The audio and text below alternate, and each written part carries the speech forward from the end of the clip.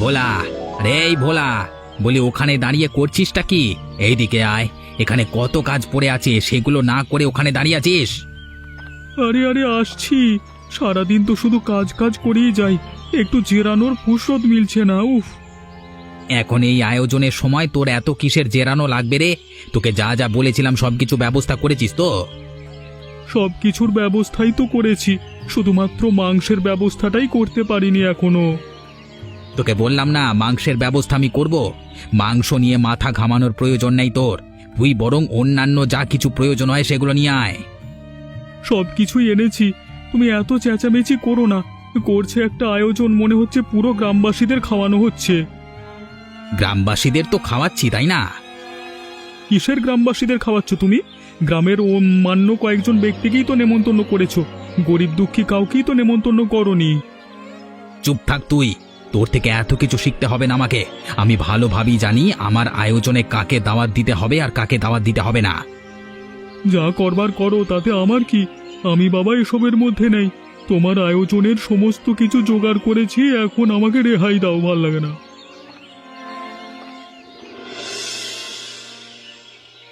দেখলে গিন্নি, ও হরিদাদা গ্রামের প্রায় সবাইকে নেমন্তন্ন করেছে, শুধুমাত্র আমাদেরকে করেনি। এটা কোনো কথা হলো বলো? কি আর করবে, আমরা তো আর অন্যদের মতো বড় লোক নই, আমরা হলাম গরিব মানুষ। আমাদেরকে নেমন্তন্ন করলে উল্টে হরিদাদার জাত যাবে। তাই বলে আমাদেরকে নেমন্তন্ন করবে না? আমরা হলাম প্রতিবেশী, পাশের বাড়িতে আয়োজন হবে আর আমরা তাকিয়ে তাকিয়ে দেখব? গরিব মানুষের তাকিয়ে থাকা ছাড়া আর তো কোনো কাজ নেই জীবনে, বুঝলে তো? ঘরে পান্তা ভাত রাখা আছে, সেগুলো খাও। মনটা বড়ই মাংস ভাতের কথা বলছে গো।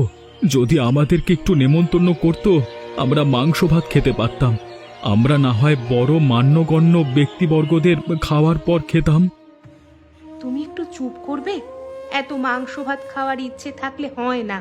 যদি এত ইচ্ছে থাকে তাহলে উপার্জন করে মাংস কিনে আনো, আমি রান্না করে দিচ্ছি। কেন যে ওপরওয়ালা আমাদেরকে গরিব বানিয়ে পাঠালো পৃথিবীতে, সেটাই তো বুঝতে পারছি না। আমরা কি এমন দোষ করেছিলাম ওপরওয়ালার সাথে? যেটা কপালে নেই সেটা নিয়ে আফসোস করে লাভ আছে? তুমি বরং ওসব নিয়ে মন খারাপ করো না গো। মন খারাপ করলে তো আর মাংস ভাত আমাদের ঘরে চলে আসবে না, অথবা আমাদেরকে নেমন্তন্নও করতে আসবে না, তাই না? ঠিকই বলেছ গিন্নি, দেখি কি করা যায়। আমার এতই মাংস ভাত খেতে ইচ্ছে করছে যে মনে হচ্ছে মাংস ভাত না খেতে পারলে আমি মরেই যাব। চলো চলো, মাংস ভাতের কথা বাদ দিয়ে এখন খেতে চলো।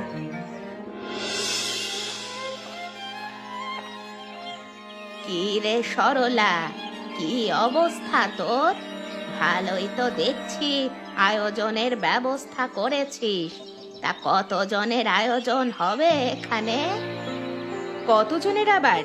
এই গ্রামে যারা গণ্যমান্য ব্যক্তিবর্গ আছে তাদের সবাইকেই খাওয়ানো হবে। সে কি রে, তার মানে গরিব দুঃখীদের খাওয়াবি না? এটা কোনো কাজ হলো বল?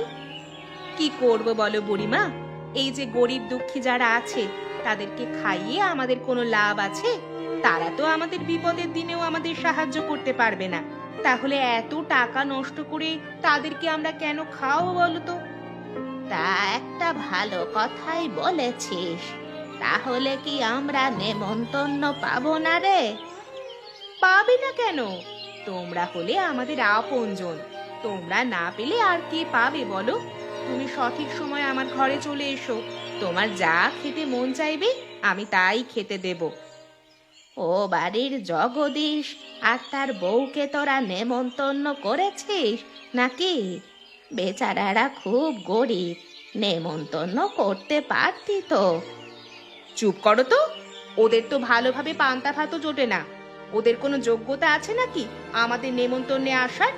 আসবে সেই ফকিরদের মতো, তারপর বড় বড় ব্যক্তিবর্গরা আমাদেরকে নিয়ে হাসি ঠাট্টা করবে। তাও একটা ভালো কথা বলেছিস, ওরা আবার সমাজে কিভাবে চলতে হয় সেটাও জানে না। ও সব মূর্খ মানুষদের নেমন্তন্ন না করাই ভালো। এই কারণেই তো তোমার ছেলে রাজি হলো না। আমি অবশ্য প্রথমে বলেছিলাম, কিন্তু তোমার ছেলে রাজি না হওয়াতে আমিও ভাবলাম ওদেরকে নেমন্তন্ন করা উচিত হবে না। তাহলে আর কি, খাওয়া শেষে যে সব ঝুটা থাকবে সেগুলো না হয় ওদেরকে দিয়ে আসবি, ওরা খুশিও হবে, তোদের জন্য আশীর্বাদও করবে।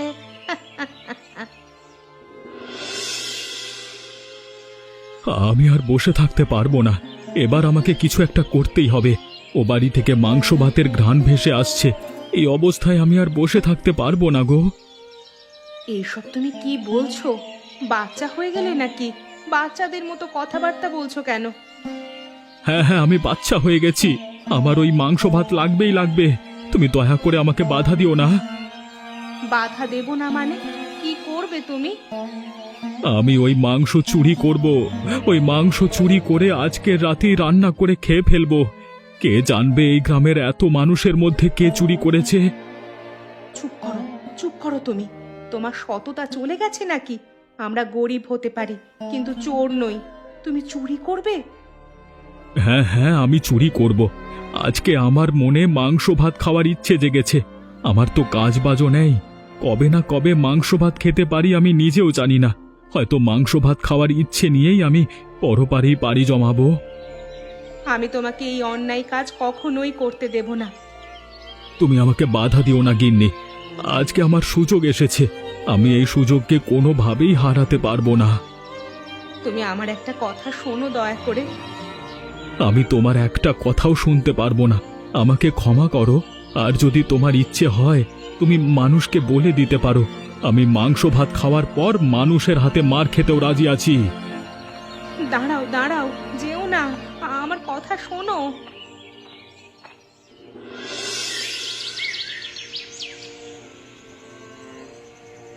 দেখো, তুমি কিন্তু পাপ কাজ করছো। এই পাপের শাস্তি কিন্তু তোমাকে ভোগ করতেই হবে। তুমি দয়া করে এমন ধরনের কাজ করো না গো। আমি চুরি করতে এসেছি, তুমি আমার সাথে এই পাপ কাজ কেন করতে এসেছো? তুমি চলে যাও, আমি চাই না এই পাপের ভাগীদার তুমি হও। আমি তোমাকে এই পাপ কাজ করতে দিতে চাই না। তুমি বাড়িতে ফিরে চলো, আমি যেভাবেই হোক তোমাকে মাংস ভাত খাওয়াবো। আমি যখন এখানে চলে এসেছি আমি মাংস না নিয়ে কোথাও যাব না। হয়তো সামনের হাঁড়িতে মাংসগুলো রাখা আছে, মাংসগুলো নিয়ে বাড়িতে চলে যাই। তুমি আর না করো না গিন্নি। ওপরওয়ালা আমাদের এই অন্যায় কখনোই মেনে নেবে না। আমরা এতদিন গরিব ছিলাম, কোনোদিন কারো কোনো ক্ষতি করিনি, চুরি করিনি। আজকে তুমি চুরি করবে? অবশ্যই করব। আমাদের যদি একটু নেমন্তন্ন করতো তাহলে কি এমন হতো বলো তো? যেখানে আমাদের নেমন্তন্ন করতে পারলো না সেখানে আমি চুরি করতেই পারি। আমি কিন্তু আবারও তোমাকে বারণ করছি। চুপ করো তো গিন্নি, তুমি এখন যদি এমন কথা বলো তাহলে যে কেউ জেগে উঠতে পারে। সারা বাড়িতে আয়োজন চলছে, এখনো মানুষজন ভালোভাবে ঘুমায়নি। ঠিক আছে, চলো, আমি আর কোনো কথা বলবো না। তাড়াতাড়ি এখান থেকে চলো, না হলে আবার ধরা পড়ে যাবে।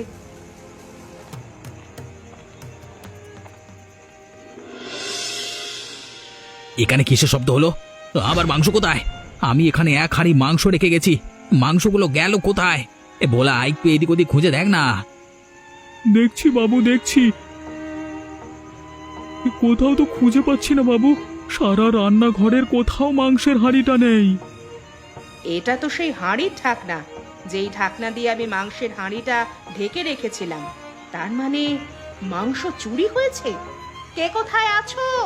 আমাদের মাংস চুরি হয়ে গেছে। দেখো, আশেপাশেই কোথাও চোর রয়েছে। হায় হায় রে, কালকে আমার বাড়িতে আয়োজন আর এখন মাংস চুরি হতে হলো। এখন আমি কালকে কিভাবে আয়োজনের ব্যবস্থা করব? এত মানুষের সামনে আমার নাক কাটা যাবে। তুমি চিন্তা করো না বাবু, মাত্রই শব্দটা হয়েছে, তার মানে চোর আশেপাশে আছে। বেশি দূর যেতে পারিনি, আমি লোকজন নিয়ে দেখছি চোর খুঁজে পাওয়া যায় কিনা। এখন কি হবে গো গিন্নি? আমি কালকে কিভাবে মুখ দেখাবো? গ্রামবাসীরা আমাকে নিয়ে হাসি ঠাট্টা করবে, আমি এটা মেনে নিতে পারবো না। এখন এতটুকু সময়ের মধ্যে আমি কোত্থেকে মাংস জোগাড় করব? তুমি একটা কাজ করো, যেখান থেকে মাংস এনেছিলে তাদের সাথে একটু যোগাযোগ করার চেষ্টা করো। দেখো তারা আরো ভালো মাংস দিতে পারবে কিনা। তাদের কাছে আর মাংস নেই গিন্নি। যতটুকু মাংস ছিল আমি নিজেই নিয়ে এসেছি, এবার আমি কি করব? কালকে আমি সবাইকে কি জবাব দেব? আমার মাথা কাজ করছে না গিন্নি। ওই বাড়িতে চিৎকার চেঁচামেচির আওয়াজ শুনতে পাচ্ছ তুমি? ওদের এত বড় ক্ষতি করা উচিত হয়নি। কালকে ওরা মানুষের সামনে কিভাবে মুখ দেখাবে? সবাই তো হরিদাদাকে নিয়ে হাসি ঠাট্টা করবে গো। করলে করুক, আমি তো এটাই চাই। গরিব দুঃখীদের রেখে বড় বড় মানুষজনকে খাওয়াচ্ছে, এটা কি পুণ্যের কাজ? গরিব দুঃখীদের মনে কষ্ট দেওয়া একটা পাপের কাজ। ওরা পাপের কাজ করলে করুক, তাই বলে আমরাও পাপের কাজ করলাম? ওসব নিয়ে তুমি চিন্তা করো না। চুরি তো করে ফেলেছি, এখন আর কিছু করবার নেই। তুমি একটা কাজ করো, তুমি এখনই রান্না শুরু করে দাও। রান্না শেষ হলে আজকে রাতের মধ্যে এই খাওয়া শেষ করে ফেলবো আমরা। কেন কালকে রান্না করলে হয় না? কালকে রান্না করলে কিভাবে হবে? সবাই তো জেনে যাবে যে আমরা মাংস রান্না করেছি। তুমি একটা কাজ করো, এখনই রান্নার কাজ শুরু করো। রান্না শেষ হতে হতে ভোর হয়ে যাবে, খেয়ে ঘুমিয়ে পড়বো। ঠিক আছে ঠিক আছে, এটা তুমি ঠিক কথাই বলেছ। এখন যদি রান্না করি মানুষজন টের পাবে না, সবাই এখন গভীর ঘুমে আচ্ছন্ন হয়ে থাকবে। তাহলে চলো রান্নার ব্যবস্থা করি।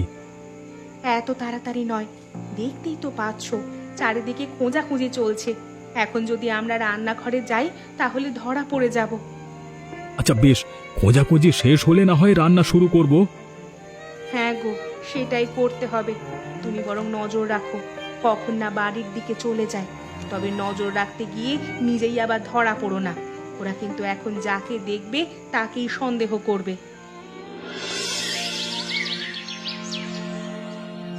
বাবু, বাবু কোথায় গেলে তুমি? আমি খবর নিয়ে এসেছি, আমি দেখতে পেয়েছি কারা চুরি করেছে। কি বললি তুই? কি খবর নিয়ে এসেছিস আমাকে বল। কারা আমাদের মাংস চুরি করেছে? আমাদের এত বড় আয়োজনের কে ক্ষতি করেছে? হ্যাঁ, আমাদের পাশের বাড়ির জগদীশ এবং তার বউ, এই দুজনে চুরি করেছে। আমি একটু আগেই দেখলাম ওরা মাংস ভাত খাচ্ছে। কি বলছিস তুই? তাছাড়া ওদেরকে তো আমরা চুরি করতে দেখিনি, তাই না? চিন্তায় কি তোমার মাথা পাগল হয়ে গেছে? তুমি তো ভালোভাবেই জানো ওরা পান্তা ভাতও ঠিক মতো খেতে পারে না। তাহলে হঠাৎ করে মাংস ভাত পেল কোথায়? আর ভোরবেলাতেই কেন মাংস ভাত খেতে হলো ওদের? আমি তো এটা চিন্তা করিনি। তার মানে ওরাই চুরি করেছে। গতকাল রাতেই চুরি করে রান্না বান্না শুরু করে দিয়েছিল।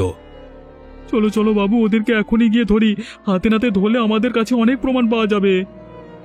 এখনই কিছু করা সম্ভব না, এখন আয়োজন শেষ করতে হবে। যা আছে তাই দিয়ে আয়োজনের ব্যবস্থা কর। ওদিকে মানুষজন আসতে শুরু করেছে। আমি সব সময় সুযোগ মতো মতিলাল বাবুর কাছে সমস্ত কিছু বলে ওদের বিচারের ব্যবস্থা করব। ঠিক আছে বাবু, তাহলে তাই করি। রান্না বান্না ওদিকে প্রায় সবকিছু হয়ে গেছে। এখন মানুষজন আসলেই খেতে দেব, কিন্তু মাংসের ব্যাপারটা কি করলে? বাড়িতে কিছু মুরগি ছিল, মুরগিগুলো জবাই করে দিয়েছি। সেই মুরগির মাংস দিয়ে সবাইকে খাওয়ানো হবে। এছাড়া আমার হাতে আর কোনো উপায় নেই। ঠিক আছে বাবু, আমি ওই দিকটা দেখছি। আমি তোমাকে বারবার করে বারণ করেছিলাম এই ধরনের কাজ না করতে।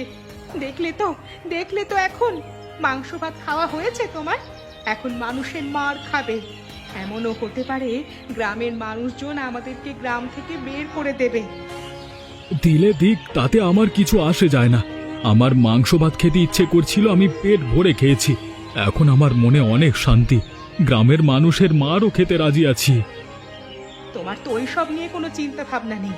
এই যে মানুষ আমাদেরকে অপমান করবে, আমাকে মারবে, এটা তুমি সহ্য করবে কিভাবে? হ্যাঁ, কি আর করব গিন্নি, চুরি করা তো আর আমাদের স্বভাব নয়। অভাবে আমাদের স্বভাবটা নষ্ট হয়েছে।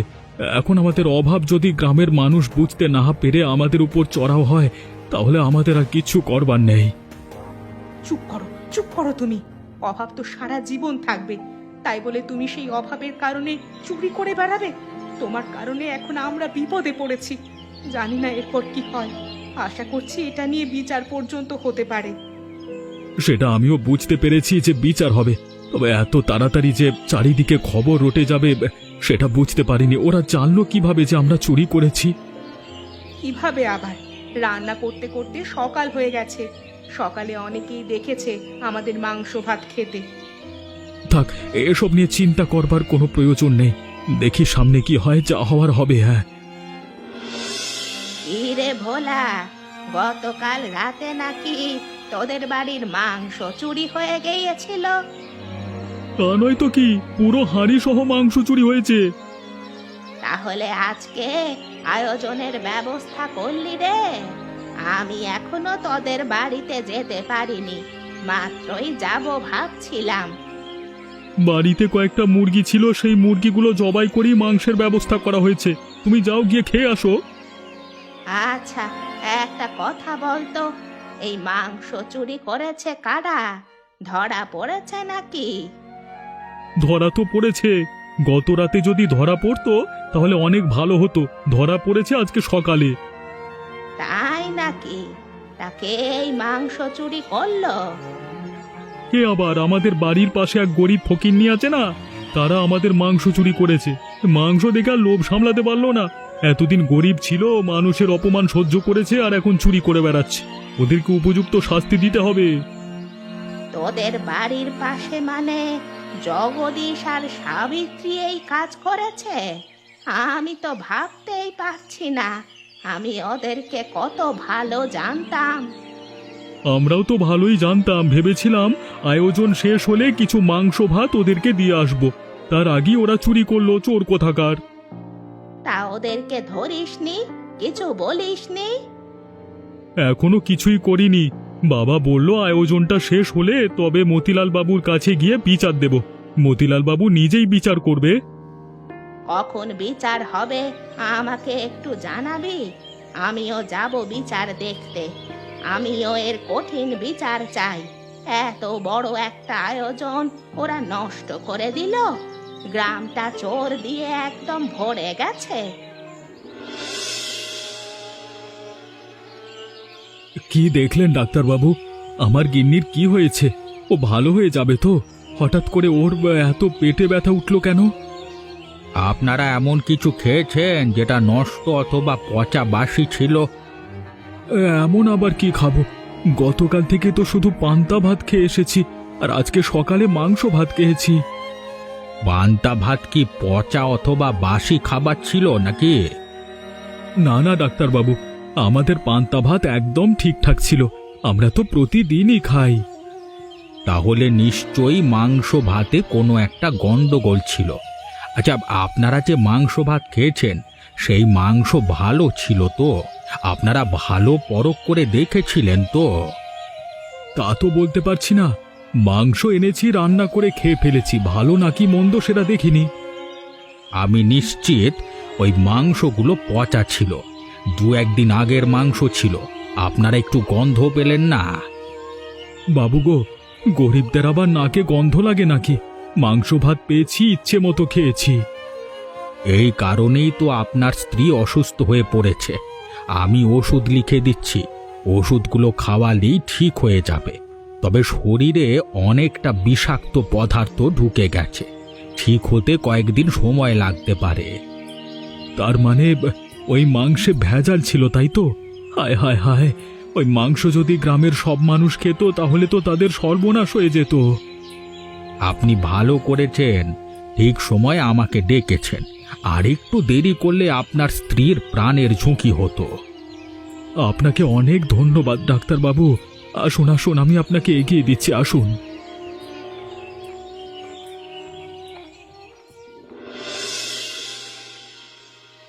তারপর বলো, তোমাদের কি অভিযোগ?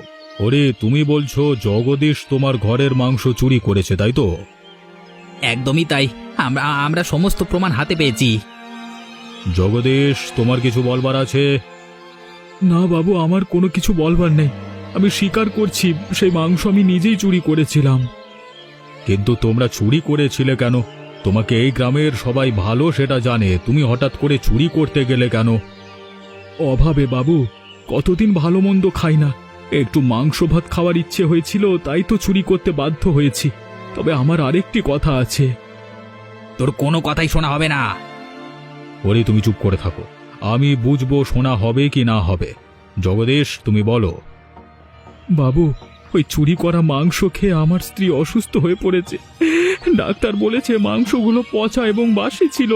যার কারণে আমার স্ত্রী অসুস্থ হয়ে গেছে। এখন আমার কথা হলো, ওই মাংস যদি আমরা চুরি না করতাম তাহলে ওই মাংস গ্রামের সবাই খেত এবং অসুস্থ হয়ে পড়তো। কি তুমি সত্যি কথা বলছো? হরি, তুমি এ কাজ করতে পারলে? গ্রামের মান্যগণ্য ব্যক্তিবর্গকে নেমন্তন্ন করে পচাবাসী খাবার খাওয়াচ্ছ? না না, ও মিথ্যে কথা বলছে বাবু। ঢপ ঢপ। আমরা মিথ্যে কথা বলছি না, ডাক্তার সাক্ষী আছে। ছি ছি ছি ছি হরি, তাহলে তো এখন দেখা যাচ্ছে জগদীশের বিচার না করে তোমার বিচার করা উচিত। জগদীশ চুরি করে গ্রামের সবাইকে বাঁচিয়ে দিয়েছে। বাবু ক্ষমা করে দিন, আমি আর কখনো এমন কাজ করব না। চুপ করে থাকো তুমি। আজকে থেকে তোমার এই গ্রামে সমস্ত ব্যবসা বাণিজ্য বন্ধ। আর কোনো দিন তুমি এই গ্রামে ব্যবসা বাণিজ্য করতে পারবে না, কারোর সাথে সম্পর্ক রাখতে পারবে না। এটাই শেষ বিচারের রায়। তোদেরকে যে কি বলে ধন্যবাদ জানাবো তার ভাষা আমার জানা নেই। আমি না জেনে শুনে তোদেরকে কত খারাপ খারাপ কথা বলেছি, আমাকে ক্ষমা করে দিস। জগদীশ, তুমি কিন্তু চুরি করে দারুণ একটা কাজ করেছ। চুরি করে তোমার স্ত্রী অসুস্থ হয়েছে ঠিক, যদি চুরি না করতে তাহলে গ্রামের কত শত লোক মানুষ অসুস্থ হতো এবং কতজন মারা যেত তার কোনো হিসেব থাকতো না। আপনারা সবাই আমাকে ক্ষমা করে দেবেন। আমি চুরি করেছি, এটা একটা ঘৃণ্য কাজ, কিন্তু বিশ্বাস করুন আমি আমার ইচ্ছের কাছে অসহায় ছিলাম। আমাদেরই ভুল। আমাদের গ্রামে এত এত বেকার মানুষজন বসবাস করছে, আমরা কোনো কিছুর উদ্যোগ নিচ্ছি না। আজকে থেকে তুমি আমার কাছে কাজ করবে, ভালো টাকা মাইনে পাবে। আপনাকে অনেক অনেক ধন্যবাদ বাবু, আমাকে একটা কাজের সুযোগ করে দেওয়ার জন্য। আমি আপনাদের কথা দিচ্ছি, আমি আর কোনো দিন এমন ধরনের ঘৃণ্য কাজ করব না। মতিলাল বাবু, জগদীশ যখন আমাদের গ্রামের সবাইকে বাঁচিয়েছে, তাই ওর স্ত্রীর চিকিৎসার ব্যাপারটা আমাদেরকেই দেখা উচিত না? একদম একদম, আমি এটাই বলতে চেয়েছিলাম। তোমার কারণে গ্রামের মানুষজন সুস্থ সবল রয়েছে, তাই আমি তোমার স্ত্রীর সকল চিকিৎসার দায়িত্ব নিলাম এবং কালকে থেকেই তুমি আমার কাছে কাজে লেগে যাবে। আপনাদেরকে অনেক অনেক ধন্যবাদ এবং কৃতজ্ঞতা প্রকাশ করছি। এমনই মজার মজার গল্প দেখতে আমাদের চ্যানেলটিকে সাবস্ক্রাইব করতে ভুলবেন না।